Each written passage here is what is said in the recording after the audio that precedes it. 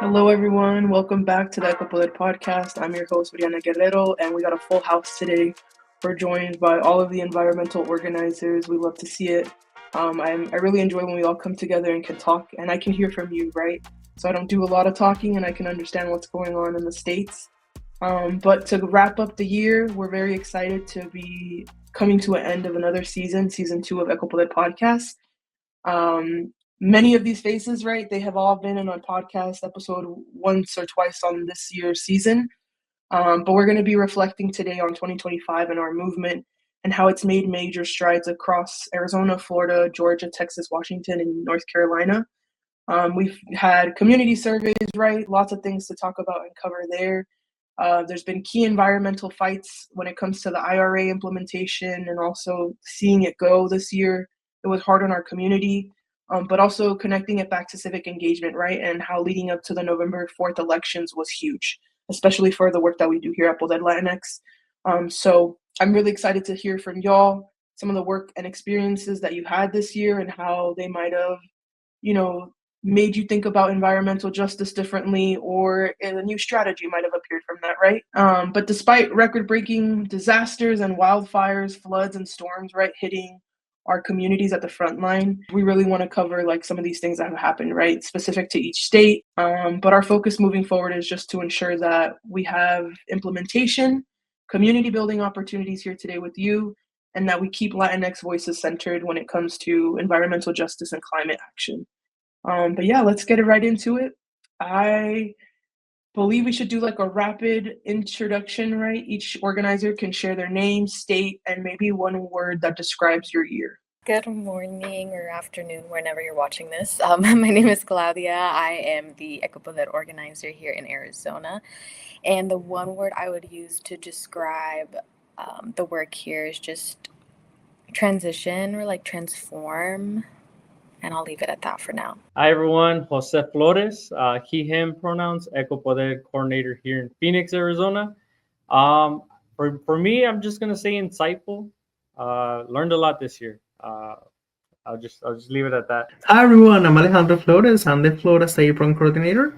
And for me, how's my year been? I feel eventful and good, honestly. Good because we've achieved a lot of stuff in Florida.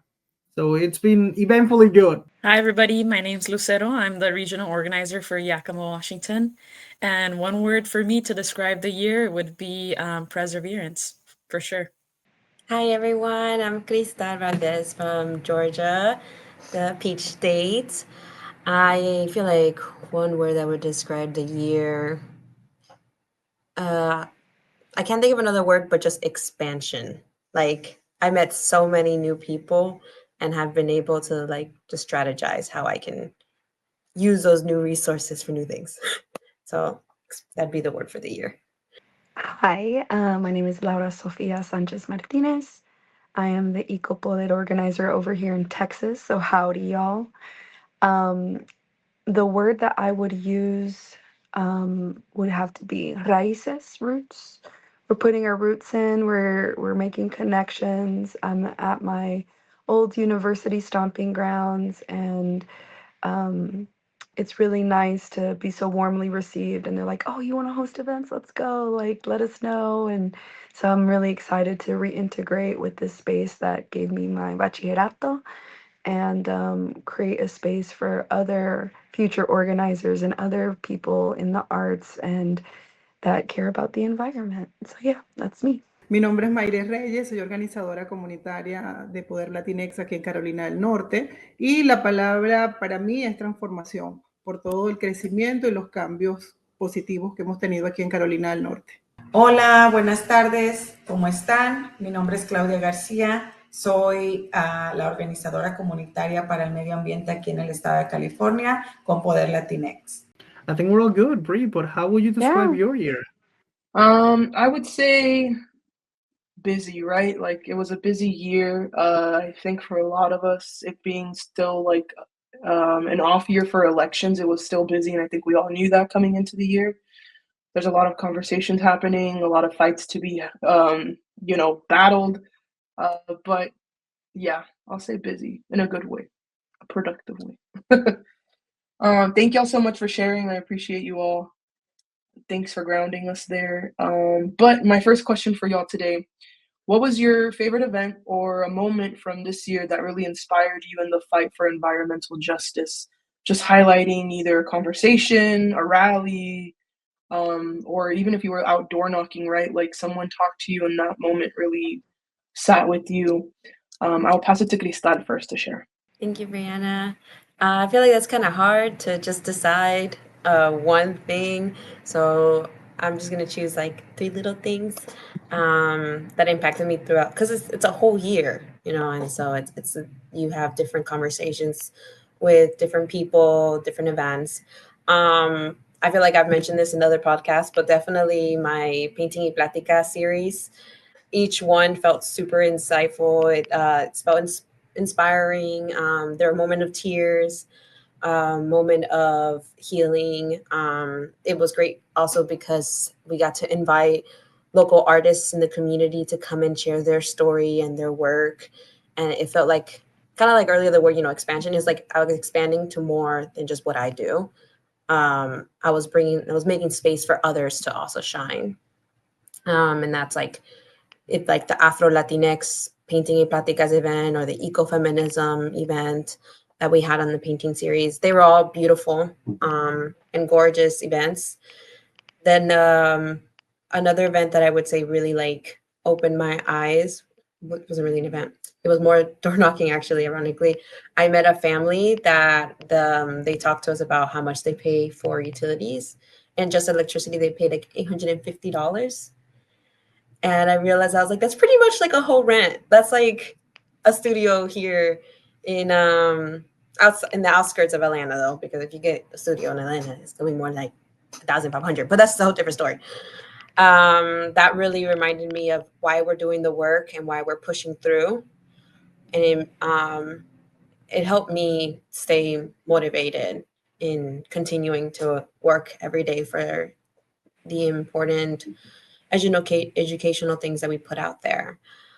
And the last thing that I will mention of an amazing rally that I was invited to speak at was with the Climate Action Campaign.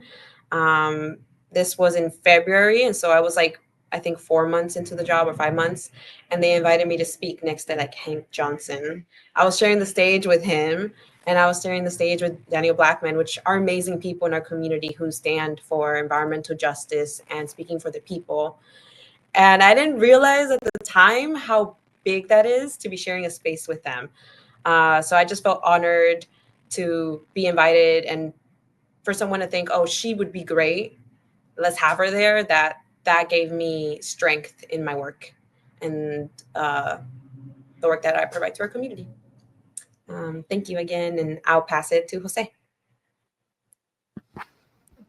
Yeah, that's it's inspiring, Cristal, to see all the work that you do all the way on the other side of the state in Georgia. For me here in Arizona, this was actually the first year I really engaged in the work that we do with the Eco Poder program for Poder Latinx. I think for me, the big thing for me this year was the Eco Poder Plática series. It's the live series. When I first heard that I had to go live every single month, and at first we started off every 2 weeks. I was a little bit timid, I'm not gonna lie, because just to go live, right? You have to be ready, you have to present yourself. You can't take back a word, you can't edit it out. You just have to go. You're live, and it's showtime, And like I said, it was my first year stepping into the Eco Poder work, so then also catching up on the environmental justice work, what it means, how it connects with people, and just how our community understand it as well. And there's like a number of issues. You have clean energy, extreme weather, solar is big here in Arizona. So honestly, I'm very grateful for the organization for really pushing the live series. It forced me to connect with some of the leading environmentalists here in Arizona. We had Vote Solar, we had Chispa, we had a number of organizations that joined us every 2 weeks and then every month. And it really just shined a light on all the amazing work, all the opportunity, and just how it connects and impacts the Latino community. We don't think about it every single day. I know that there's a lot of things that have been going on this year, But environmental justice really is an issue that impacts us on the daily basis, right? Whether it's the air we breathe, the water that we rely on, and the energy that we use. It's literally in every aspect of our life, and we just don't think about it like that sometimes. But it's been very eye-opening, like I said, insightful. That's really what this year has been for me. Se lo paso over to you, Claudia. Thank you. I definitely want to echo everything that Jose said. As you know, we're both in Arizona, so he's also seeing a lot of the same things that I'm seeing. But I started off saying like just transition and transforming, because for me, I think one of the biggest things that I've seen is just how many people are involved and then their perspectives, right? Because we can talk to our neighbors or we talk to our family, and the way that we're all connecting with environmental justice and realizing that it's affecting our day-to-day has been it's so much bigger than even myself as a person who is, and I think environmentally conscious. It's so much bigger than that. So I want to say that the event that I went to that really did open that for me was another one of CAC's partners. They're called Elected Officials Protecting America, and they'd had a press conference, and hearing the mayor of my city talk about the ways that they're implementing solar stuff, but then also hearing the way that teachers are being impacted by it, by how parents are being impacted by it, and what this, all the different levels of people and how they're advocating for this work on a school board level, on a city level, at the state legislature, and just really understanding the way that we can really engage people has been super awesome. And then a most recent one that I'd went to was something around utilities is a big issue that we focus on here in Arizona. So hearing about the people doing the work at the Arizona Corporation Commission, I've been very vocal about being proud of my Native roots as well as my Latina roots, and just also watching Native people take space as well, and like also the way that we are making things more accessible to also young people. It's just been super awesome, and I think environmental is just everyone makes it seem so small, but it really is affecting our day-to-day. And so being able to connect and grow our network with people has just been super awesome and inspiring. I can't wait to see what we do next year. ¿Cuál fue mi evento favorito? Y puedo decir que uno de los eventos, porque tuve varios, pero uno de los eventos más que tuvieron más impacto en mi vida fue el jardín comunitario. El ver cómo la comunidad se unió para plantar. Y yo siempre les digo, no estamos plantando una planta, estamos plantando nuestro futuro, porque de aquí vienen logros más grandes. Thank you, Claudia. And thank you for like those words, connect and grow. Like that's honestly how I feel like this year has been for like all the states. Honestly, we have been really growing like the network, like Crystal mentioned too. And I feel for Florida, one of the things that really marked me was the launch of Power Florida again. We started door knocking again to kind of like assess the energy burden that our communities have. And this time we were able to go for longer and get not only Orlando communities, but also tackle people from St. Cloud and Buenaventura Lakes. And we got amazing stories from people who really didn't know why energy prices were going up, how they could fix this issue for them, for their household. So with these stories, we actually learned that our community in St. Cloud and Buenaventura Lakes, normally they don't get the communications that the city of Orlando gets because, of course, they're not in the city. So they get it from different counties, from the state government, and sometimes it's not in their native language. So that pretty much reinforced what we have been saying. Like all type of communication has to be bilingual, has to be in two languages. And we were able to bring it to them in their native tongue and talk to them about different programs and how they can improve when it comes to insulating their households, adding appliances that are energy efficient, and advocating for better energy prices. Because at the end of the day, we need to advocate for all this, because it doesn't just magically poof. It's a process where we have to talk to legislators have to talk to the governor has to talk to Congress or the Senate. So a lot of bodies involved, and it's great to see that people are kind of finally getting a grasp of that. And another thing that I feel like was amazing this year, it was the expansion of our green tours in Florida. We recently just did one in October that where we participated in the Florida Climate Week, and we rented electric vehicles and we drove the community to the Orlando wetlands. So we kind of tied in electric transportation with regional agriculture, and how we have this amazing, I won't even say park because it's not a park, it's a gigantic location where the city uses these natural aquifers and ponds to filter the water, and with different growths of plants and sediments, they actually filtrate the nitrates and bad bacteria, and that water actually goes back to the city. So we were able, instead of just telling the community that, we showed them, we were able to experience that with them, walk around the wetlands, bring people in electric vehicles, and show them why it's so important to choose leaders that are going to protect spaces like this. Because again, I don't feel like it's the same big impact where you show them on a screen at the office, when we actually can go with them and show them the importance of this. So those have been two things that I feel like they have really marked us in Florida this year. And I'll pass it over to Mayre. Gracias, Alejandro. Bueno, escucharlos a todos de verdad me llena mucho de emoción, y creo que definitivamente para mí mi momento favorito fue un bazar comunitario que hicimos aquí en Carolina del Norte. Fue un evento donde entregamos ropa a familias afectadas por el clima, el frío extremo. Y bueno, más que entregar ropa, fue un momento como un espacio de conexión, fue un espacio donde la gente creó conciencia, más que nada, sobre cómo el clima impacta nuestras vidas. Ver a las familias aprender, conectarse, compartir y comprometerse con el cuidar nuestros entornos, me recordó lo importante que es la justicia climática en nuestras vidas. Y esto me inspiró a seguir trabajando junto a nuestra comunidad para proteger nuestro futuro.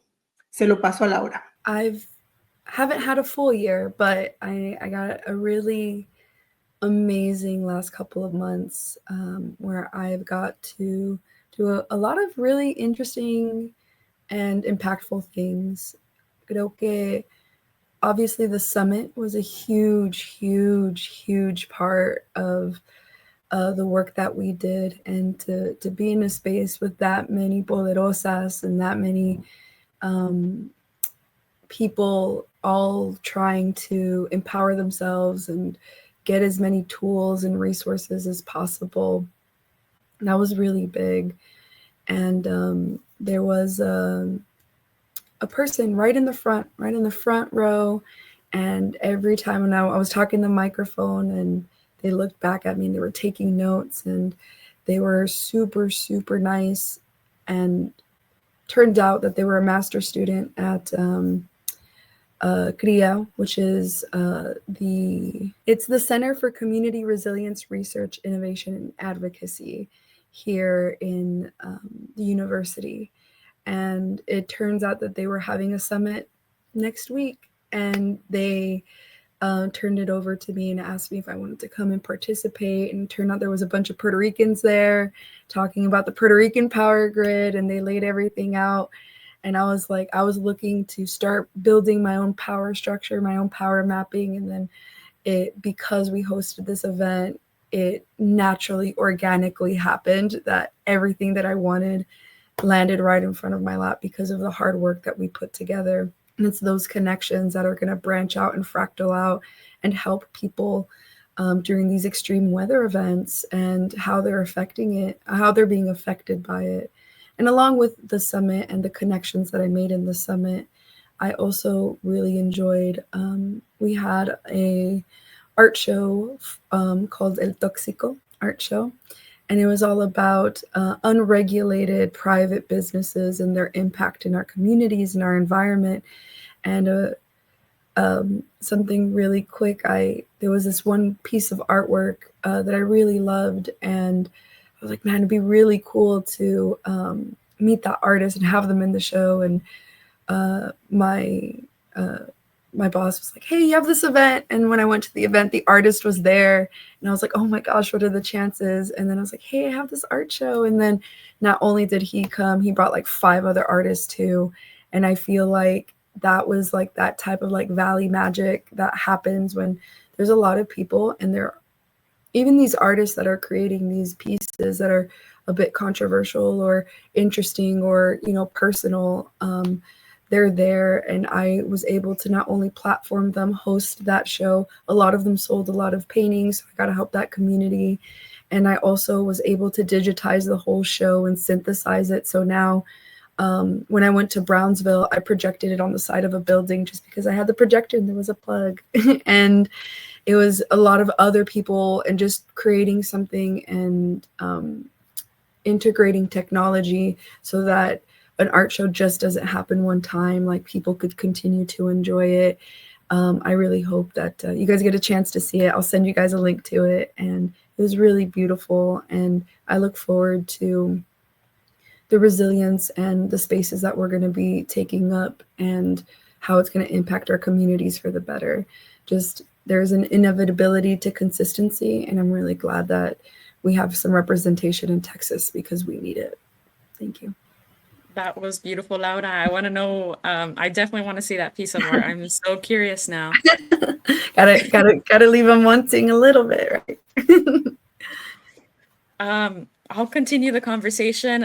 One favorite moment from this year, which, fun fact, I just completed my first year as an organizer. Super grateful. So thinking about that, reflecting on that inspired me to fight for environmental justice was the beginning of 2025 for Washington.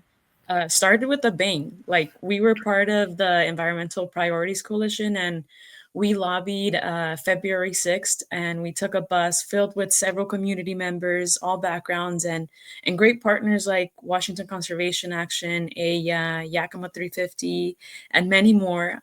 We went to our capital in Olympia, which is like a 3-hour bus drive, but it was fun. It was great. And we lobbied for our 4 priorities that were absolutely crucial for our communities. They were the sewage spill, the right to know, the Recycle and Reform Act, the Advanced Clean Trucks, and climate progress and invest in climate action. The collective power that day was massive. We had over 400 constituents present. Our group focused on talking to our representatives from districts 14 and 15. We learned a lot, and we reflected and understood who really supported these important initiatives and who did not. I will also include that leading up to the lobby day, we also hosted a fun lobby training that was bilingual, and we provided bilingual lobby scripts. So practicing, the roles such as the facilitator, the note taker, the asker, etc. And we were a group of diverse age groups, so it made it even more powerful. So Tias were there, Tios were there, and young people were there. It was really great to hear from all the community and really practice together to kind of get excited for February 6th. And at the end, we were able to celebrate on the Recycle and Reform Act getting passed, the Sewage and Spills the Right to Know Act getting passed, and the Advanced Clean Trucks and Climate Progress getting passed. And I would say standing together with Mother Nature and my fellow neighbors and friends to make this happen definitely began and kicked off the inspiration to keep on the fight for environmental justice. This episode was produced in partnership with Climate Action Campaign.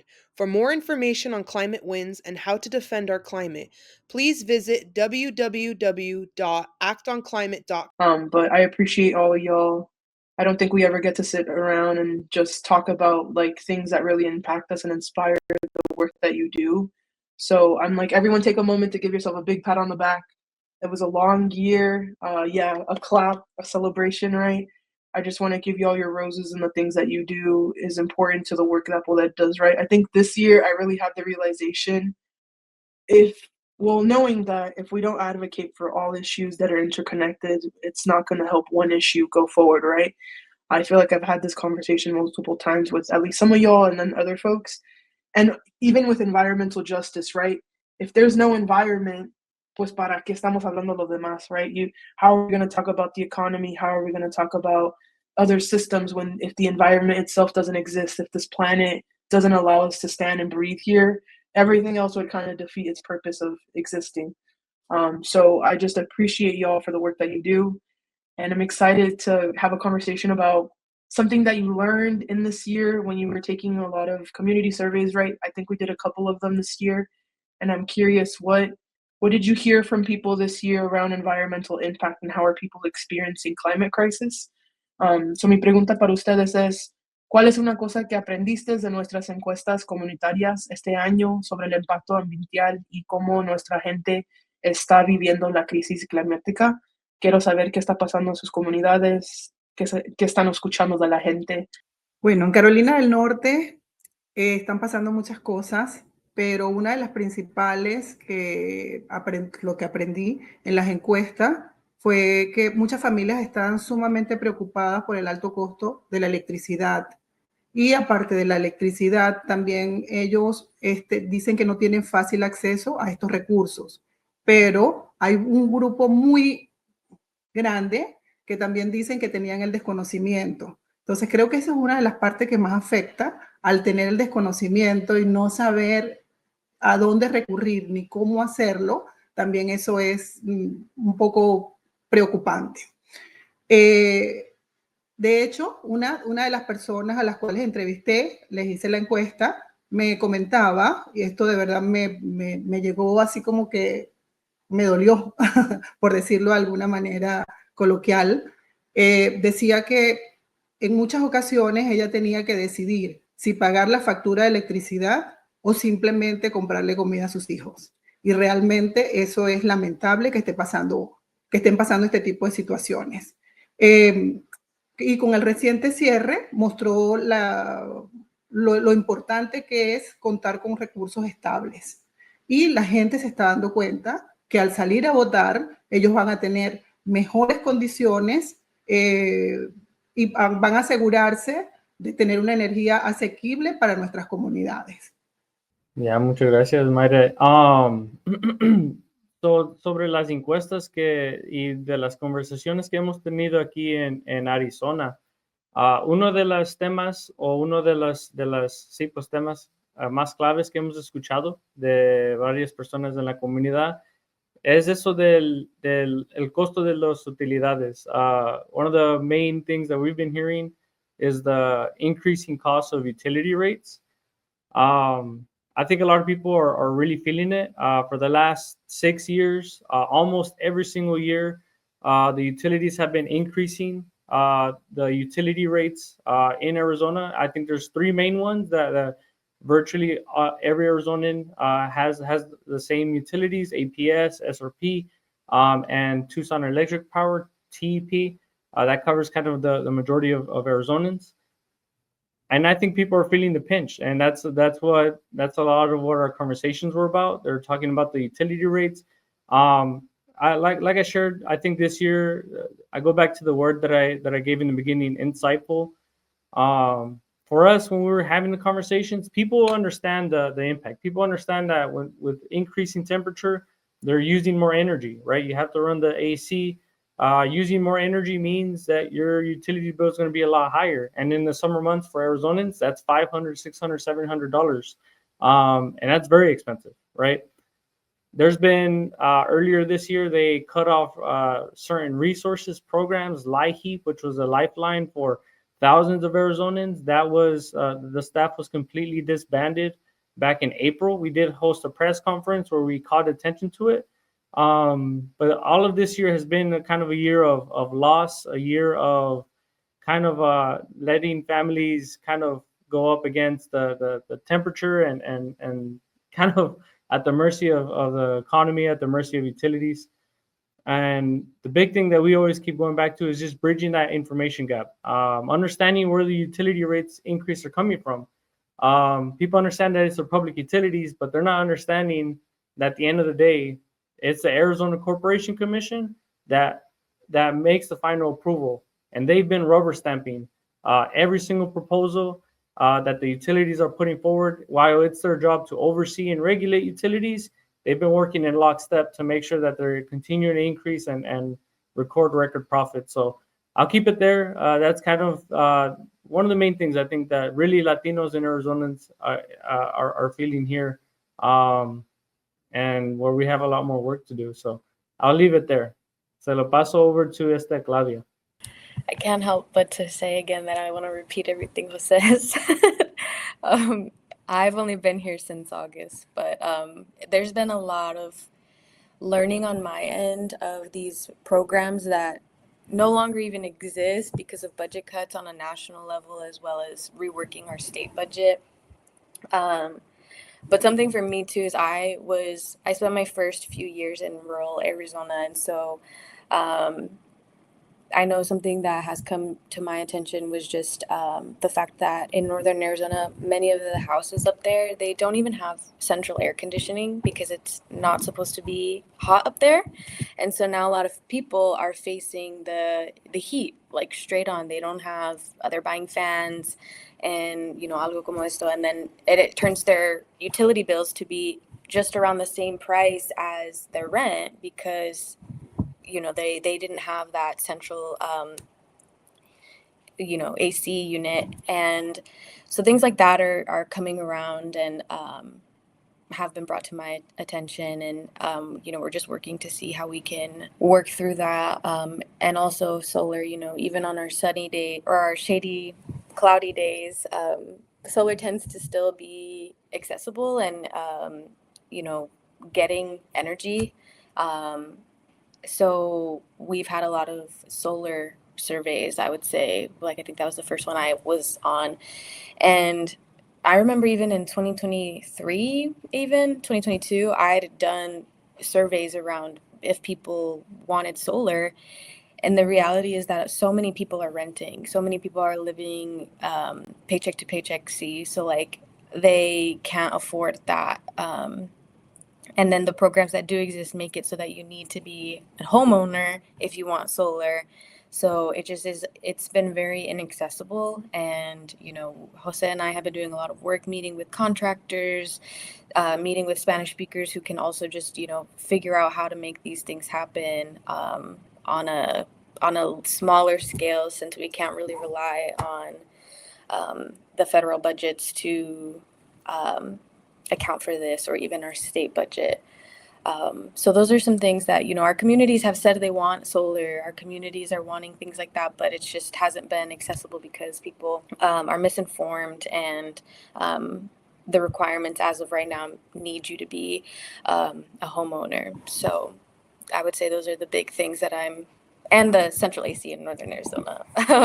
But those are some things that I'm definitely have been sitting with and learned through our surveys. Nuestro jardín comunitario que pusimos en una de las comunidades rurales, que es AUPA, el ver cómo las familias estuvieron tan entusiasmadas en plantar, en primero limpiar el jardín, ya que tuvimos el logro de que nos brindaron el jardín comunitario para los cafecitos y raíces con Poder Latinx, y ver cómo las familias lo cultivaron, porque ya se dieron los productos, ya se dieron los vegetales del chile, la calabaza, tuvimos zanahoria, tuvimos berenjena, y cómo ver que esas familias hoy quieren plantar sus propios jardines en su casa. Son pasos pequeños hacia el medio ambiente y cómo ahorrar y salvar nuestro medio ambiente, pero son pasos importantes que comenzaron desde nuestros hogares.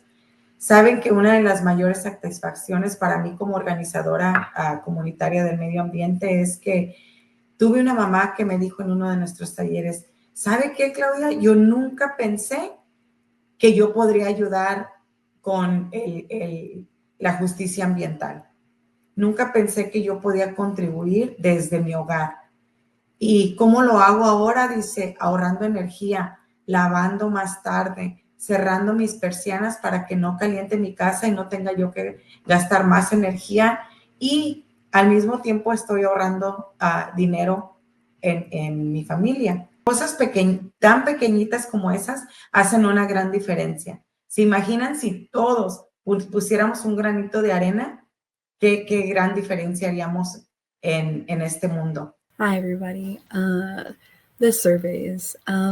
I think something really big that's happening over here, it's flooding. We have a lot of flooding, and that has been the thing that has been coming up a lot in the surveys. I would say flooding, and then there's other things, but I would consider flooding to be the number one.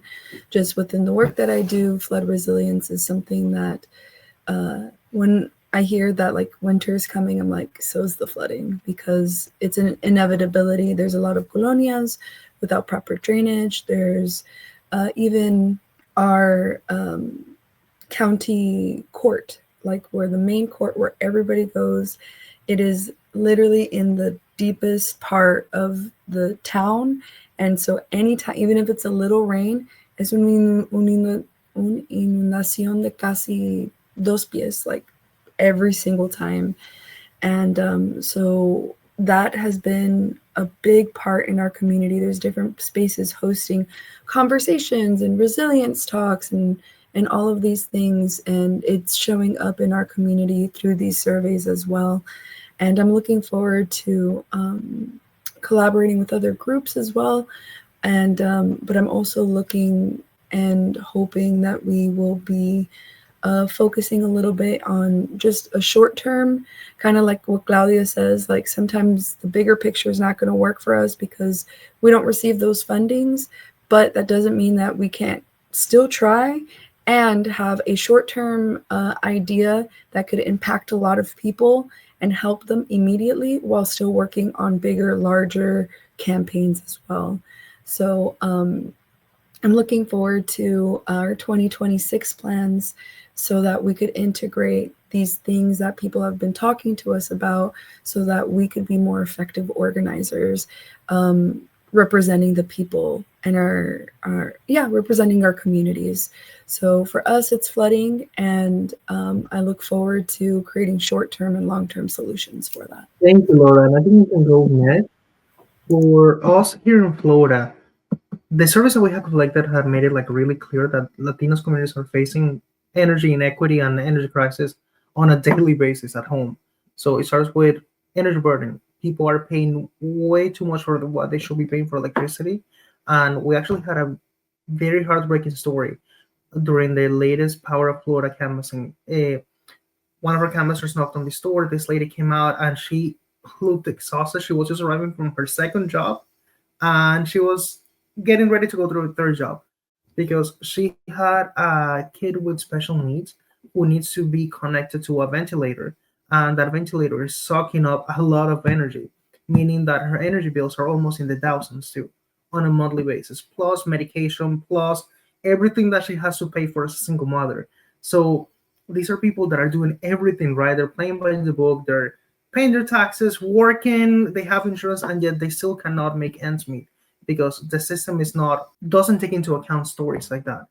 We're also right now seeing the largest rate hike in all of U.S. history made by FPL, and that was approved by the Florida Public Service Commission.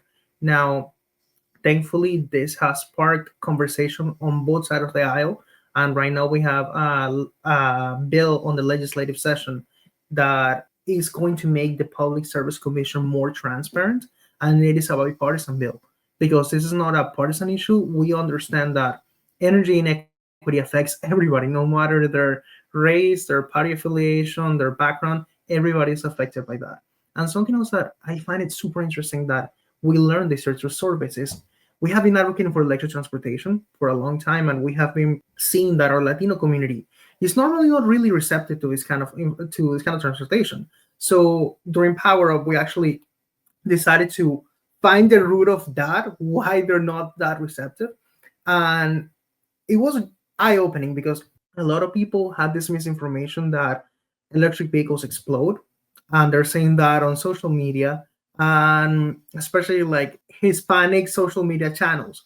So we provided the information to them, said, hey, this is not the norm. Yeah, there's been accidents, but when the vehicle is involved in an accident, it is prone to different issues, but just like a regular gas vehicle too. Also, they are afraid that they're going to run out of battery halfway through the road. So this is why it was so important to bring them on the electric vehicles when we went to the wetlands and show them that they actually have more mileage than a gas vehicle. A gas vehicle has around 360 miles. An electric vehicle can have up to almost 600 miles. So they're definitely not going to run out of batteries on the road. And Central Florida has a lot of public charging stations for electric vehicles, which a lot of people don't even know what they are. So that has been like un trabajo hormiguita, como decimos en español, showing them like little by little, okay, they're not going to explode. Okay, this is how you can access the tax credits. Okay, this is how you charge it and how like and make sure it's always charged so you don't run out of battery. Just like when you have to put fuel in it, you know when you have to put fuel in it, you know how to when you have to charge it. And yeah, so that's been pretty much like the main two stories that we have been seeing in Florida, the main two stuff that we have. And well, actually, a third one, I'm sorry, I'm trying to keep it super short and super packed. I know I talk a lot, but a third one has been the lack of green spaces. Central Florida has been overdeveloping like rapidly. We're seeing parts of Orlando where it was just wildlife and forest just being bulldozed and having like pavement all over it and just new hospitals and new like cities in there. So it is our communities seeing that because they have expressed that they would like to see more green spaces, more walkable spaces. Because Florida is not a walkable state, especially like Central Florida is not a walk. We don't have walkable cities. We need that in order to make sure our environment is healthier, to reduce the amount of carbon footprint that we have thanks to the cars, and of course to ensure that our community lives a healthier lifestyle, because instead of maybe having to drive to the park, they can just walk to the park and just walk their dog there. But we don't have that infrastructure here. And people have been mentioning to us, especially in the latest months. So that is something that we're definitely going to focus on next year. And I will pass it over to Lucero, and I'll shut up now. Alejandro, I could hear you talk all day. I wish you had your own podcast because I could probably listen to you all day. You're so good. And the event with the wetlands was incredible. The scenery was powerful, and I wish I was there, honestly. Thank you. But, in Washington, we had over 100 or more surveys filled out. And what we heard often was the fear around air pollution, water pollution, and the health disparities, and more specifically from our lower valley. And during external conversations we had outside of the survey, several spoke about the proposed biomethane plant that many were worried about being built in the port of Sunnyside. That's basically people's backyard, like in their neighborhood. But our people fought back, and so did the community organizations like Friends of Toppenish Creek and AYA, due to this being such a big hazard close to families and children that would cause health and environmental threats due to the emissions it would produce that would affect the air and the water. And something our community worries about is largely on the dairies, that the horrific pollutants that emit from the digesters and from the way that they treat manure waste, how they convert it to methane, and then that impacts our air. Right now, we are in a complicated time with the government being shut down. We are attempting to hold these dairies accountable and attempting to work with the government departments such as the Department of Ecology or the Washington State Department of Health. And it's hard. Our communities will keep fighting against the massive overpopulated CAFOs in Sunnyside. The general elections had a very successful outcome in the Lower Valley. We had several people of representation get elected who understand this climate crisis. And so I know the fight will continue for healthy environments with safe air and water conditions, which is, what our community really, truly cares about. And, I'm hoping that kind of, hopefully in the future, make that happen in the Upper Valley. Honestly, it feels like everybody hit the perfect points. And it sounds like we all have a common issue going on in our nation. It's not just about our states, but in our nation. I'm all for the utilities issues going on, because here a lot of our surveys have been about that. Either not being able to afford clean energy, and then not being able to afford the current energy that they're paying for, which kind of crazy. It doesn't work out for them either way. And that's, keeping in mind we're in the metro Atlanta area, which is more accessible to clean energy. Like it's more common to find the solar panel companies here. It's more common to find the energy state, like the EV car stations here. It's just more easy to find all these resources, and yet it's difficult for people to reach them. A lot of our surveys have been vary by age. We do have a lot of youth who fill out our surveys, and they are constantly talking about their biggest barrier is just cost efficiency. They can't afford to want better, like to want clean energy. It's just not in their budget. A lot of them also live in apartments. They're renters as well. It's more difficult. It's just I always think about it like a future, and like where we strategize this stuff a little bit easier, and it would make people's lives so much better. Like we have this big issue going on with electricity, and how high it is, and how it's becoming a monopoly in the state of Georgia, or actually in the South, because it's going on in 3 states currently neighboring us. So it's a pretty big issue. And I feel like they would make a lot of money too if they focused on solar energy, and that's something they pushed for. It would be good for their company, and it would be good for the people.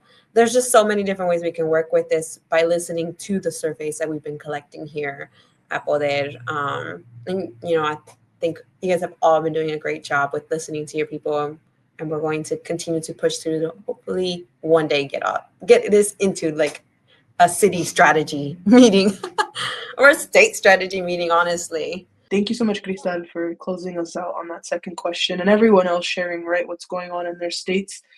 I think it's super important to share what we're hearing, especially from the people directly being impacted in our community, who we're advocating for, right? And I believe the environmental surveys really help us hone in on what's going on, and so that people can share. I feel like, everyone experiences environmental justice differently, but there's no one actually asking, what is that like for you? What's it like to walk in your shoes during those experiences? So I'm excited for y'all to turn all of that information into action next year. Always excited for the environmental justice events that y'all all host. Very unique to each state. But I want to close this out here. 2025, right? It's coming to an end. We're already in November. I feel like we were just in January. I feel like I didn't even get to all my New Year's resolutions. I don't know about y'all if you're in the same boat, but we ran out of time here, right? But what can we as a community expect from Poder Latinx in 2026? I was going to pass this to Alejandro for us to start, and then anyone else who wants to jump in and just kind of share what are you excited about for your 2026 plans, when it comes to inviting our community to continue joining our movement. Thank you, Bree. So in 2026, we will continue building community power across all of our 7 states. We're going to push to ensure remaining IRA resources truly reach Latino neighborhoods through education, assistance, and most importantly, accountability.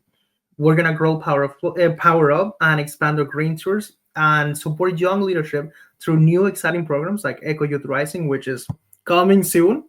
At the national level, we're also advancing our regenerative agriculture work. That means creating programs where Latino families can learn how healthy soil, sustainable farming, and local food system protect our air and water while actually building climate resilience.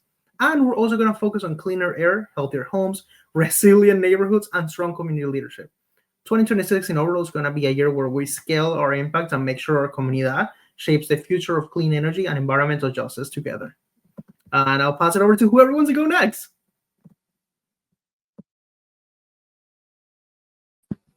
I like to share a little bit too. It's very exciting. The picture that you're painting, Alejandro. I think 2026 will be a big year for Poder Latinx and for the Eco Poder program. I've been hearing of all the exciting plans and projects, and just really excited to get started. For Arizona, we're looking immediately going into 2026. We have the SRP elections. We've been part of that 2 years ago. We were part of it, last year in 2024. We know a little bit about the SRP. I think, the first time around, it was definitely a learning experience because the election is set up completely different from regular elections. In order to participate, you have to be a landowner, you have to be a property owner, a homeowner. And it's a completely different registration system. And when you're voting to elect a board member who's going to be making decisions on your utility rate and also on how much energy or how much SRP, the utility, how much they're investing and working on their transition to clean energy projects in Arizona. That's going to have big impacts again on your wallet, but it's also going to have big impacts on the future of clean energy in Arizona. I think for us, really exciting to hear about the Youth Rising program, pero ya sabemos que con el programa, con la campaña de SRP, that's going to be the community at large. We're going to be engaging everyone's impacted residents, ratepayers alike. Con la elección de SRP, todos van a estar involucrados, la comunidad en largo plazo. Residentes, clientes, o ¿cómo se dice? Clientes de las utilidades, cada persona va a tener un papel que jugar en las elecciones del SRP. So we're looking ahead to that one to kick off the year, and it's just going to be a busy and exciting year. Extreme heat. We're a little bit away from the summer heat now. And right now that we're in November, still reaches 90 because that's just Arizona desert for you. But we know that the high heat comes every summer without fail. And we're working very hard in coalition to try to win a heat standard, to protect our vulnerable workers, to protect our essential workers, our farm workers, construction workers here in Arizona. So there's definitely a lot of work to be done ahead. But, you know, aquí en Arizona, we have one more who's helping us. Tenemos aquí a la Claudia, who's joined our team. She's 3 months into the organization. But we just have so much more ahead of us. So really excited for 2026. I'd love to jump on. Before mentioning anything from Georgia, I think as like a nation, you know, if you're like listening from any part that you're in right now, state-wise, if you're listening and you heard our conversation about the surveys earlier, please fill it out. Actually, like take some time to share your input with us. No matter what state, even if it's not one of the states that we cover, that'll just give us knowledge about what's going on in your state. The survey is to help us understand what we need to provide to our people. You know, how can we do our job better? It helps us power map and organize ourselves better. Because we only have one perspective, and that's our perspective. Es nuestra vida. Es lo único que podemos ver. Entonces, al día final, nos necesitamos a ustedes que siguen and continue to fill out the surveys. Okay, so a little about Georgia in 2026. I'm pretty much just thinking about stability. That's my biggest goal. To make sure that it's easy transitioning from, because every month has a different focus. It's just I want it to be an easy transitioning sense for like, okay, this quarter we have legislative session, which, and keep in mind, if you are in Georgia and you're going to be here in January through April, we have legislative session, and we are taking people to the Capitol so they can meet their state representatives, have a tour, understand how bills work. So please join us. We would love to have you. After that is done, then it's like events, and then we'll be hitting civic holidays. We'll be hitting special like national like National Flower Day, and we'll be hosting an amazing event on that day. We'll be working with universities and high schools. So it's just in a sense to continue to have some of the same events we had this year and create stability and repetition, so that people can find us easier here in Georgia. They go like, oh, have you heard of Poder? Yeah, they have like the painting y plática series. You should go. That's what I'm hoping from the crowd. But yeah, that's our 2026 plans. Thank you. Awesome. Thank y'all so much for sharing. Just to close us out, right, on the things that we expect for 2026, I'm going to go around and do a quick rapid fire, right? What's one word to leave the audience and listeners with hope and action for 2026? So we'll do like a rapid round.